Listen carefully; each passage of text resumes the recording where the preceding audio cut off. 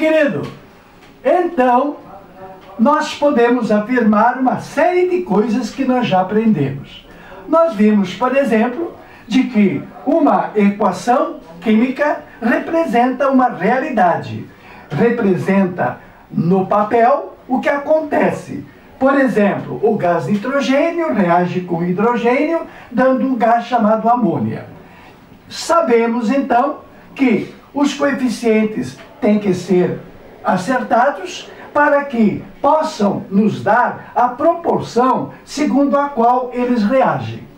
Então, nós já sabemos que a reação acontece porque eles têm afinidade e suas moléculas vão fazer contato. Para que haja reação, sabemos também que esse contato tem que ser com colisão. E colisão que quebra essas moléculas para dar aquelas outras. Então, nós já sabemos que se a reação tiver duas flechas, ela se chama reversível.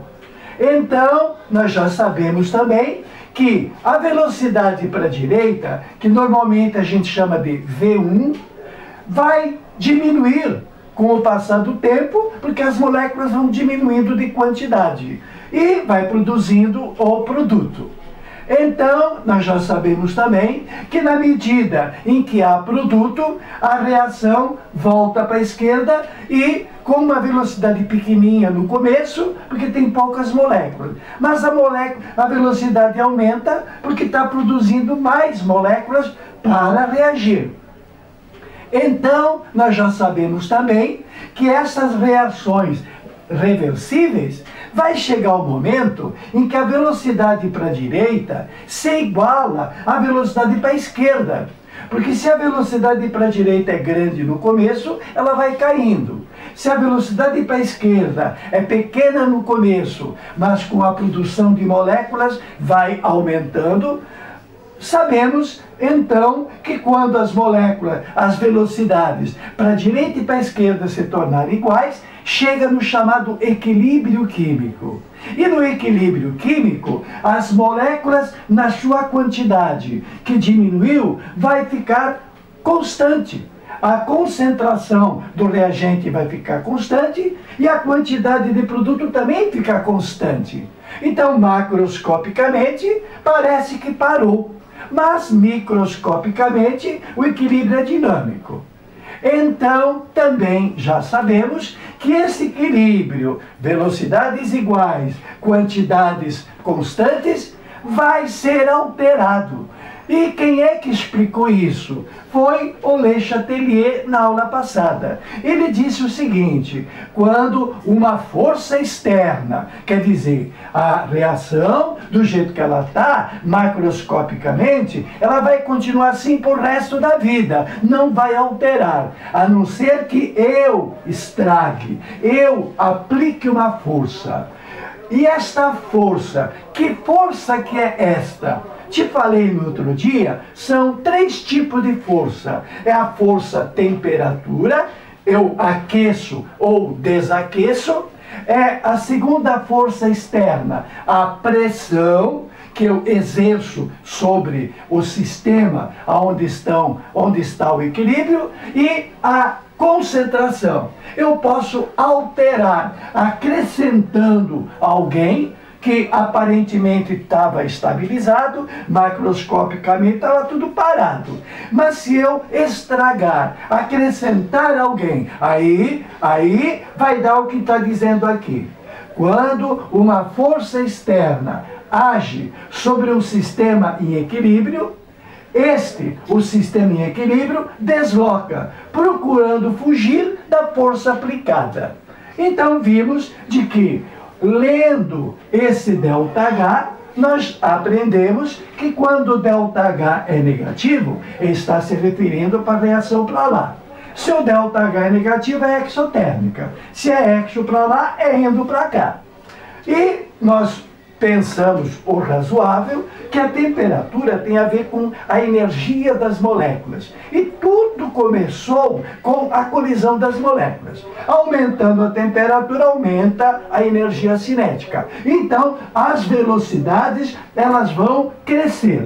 vai crescer a exo, vai crescer a endo, beneficiados pela maior energia cinética.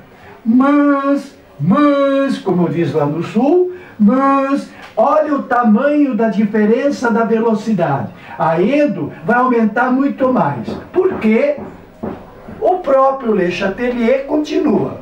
Está citando a primeira força, temperatura. O aumento da temperatura aumenta mais intensamente. O aumento da temperatura aumenta mais intensamente a reação endotérmica. Por que será que a reação endotérmica vai se sentir beneficiada aumentando sua velocidade? Porque é um sistema absorvedor de energia. Se o sistema endotérmico absorve energia, aumentar a temperatura é ir na mão, não está na contramão. Aumentou a temperatura, desloca para o lado que absorve calor.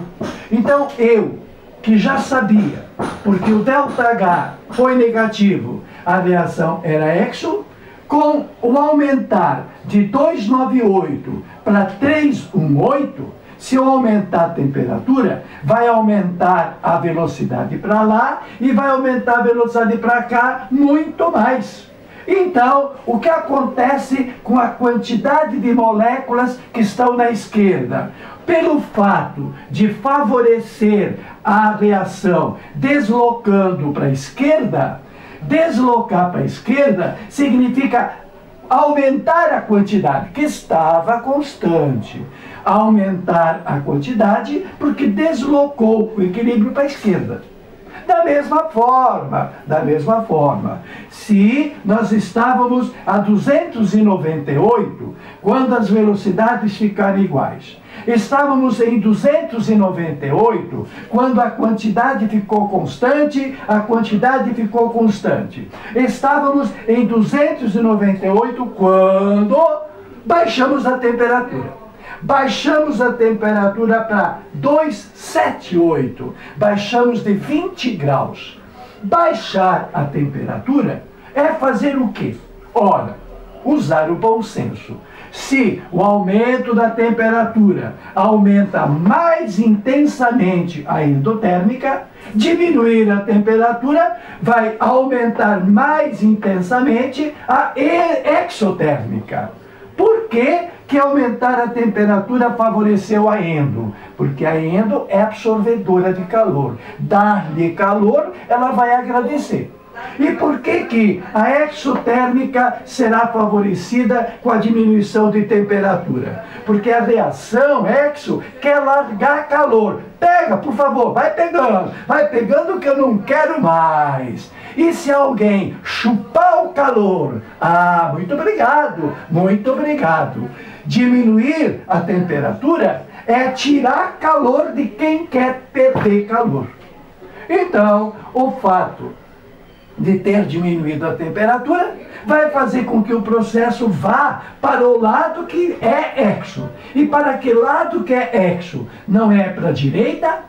Então, aquela quantidade de amônia que tinha estabilizado, que tinha ficado constante, aquela quantidade desses gases que tinha estabilizado, ficado constante, com o diminuir da temperatura, provocando um deslocamento favorável ao exo, deslocamento para a direita, alterou. A quantidade de moléculas de amônia vai crescer. E a quantidade desses gases vai diminuir. Vai crescer até onde? Até estabilizar novamente. Vai diminuir até onde? Até estabilizar novamente. É só com a temperatura que acontece isso? Não. Com quem mais? Com a pressão. Detalhe importante. Para que nós possamos brincar falando de pressão, nós temos que admitir que o nosso processo envolva substâncias gasosas. Se não for um equilíbrio com participação de gases, esse fator, esta força externa, não vai ter utilidade. Se você tiver uma reação que não tenha gases, o fator pressão não altera.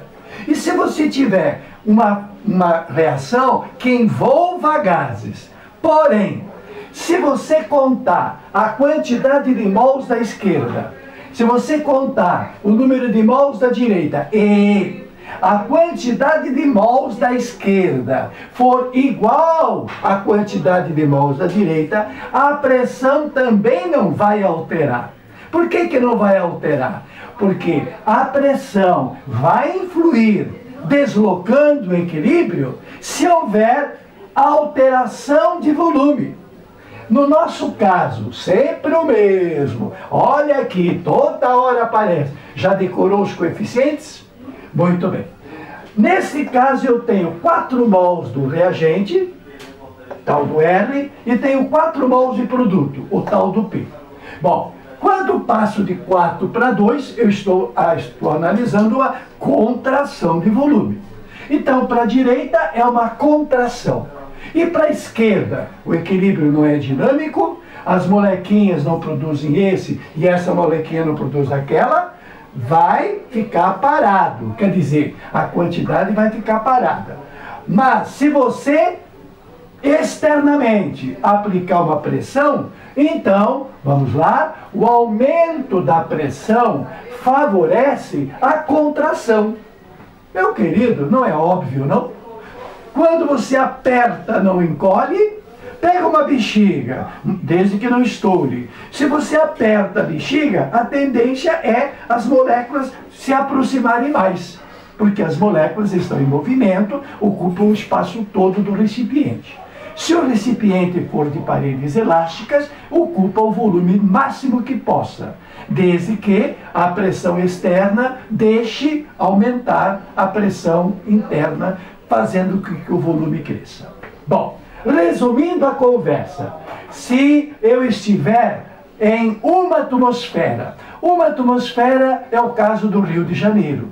Nós estamos sofrendo uma pressão de uma atmosfera. E nesta pressão de uma atmosfera, nós temos 4 mols e 2 mols. Se estes gases estiverem a uma atmosfera, dentro de um êmbolo, e eu apertar o êmbolo, se eu apertar o êmbolo, eu vou aumentar a pressão. Se eu aperto, não encolhe? Claro que encolhe. Se você aperta, se você aumenta a pressão, diminui o volume. E se diminui o volume, tu vai pôr para trabalhar esses vagabundos. Não posso falar isso. Tu vai pôr para trabalhar as moléculas de nitrogênio e hidrogênio. Elas vão trabalhar no sentido de vão quebrar para produzir amônia. O deslocamento será para a direita se você aumentar a pressão sobre os gases.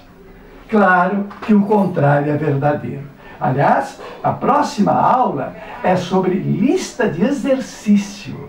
Isto, querido, é uma matéria bonita e que cai muito no vestibular.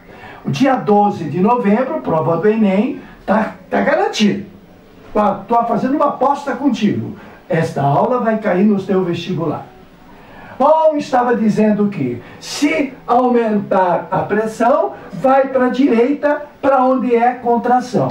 E se você, por acaso, fizer uma expansão, os gases estão dentro lá do sistema e o êmbolo está parado por em cima deles. Já apertei bastante. Agora eu vou fazer o contrário. Eu vou fazer com que o êmbolo suba. Se eu subir o êmbolo, claro, aquele espaço vazio que vai criar será ocupado pelas moléculas do gás.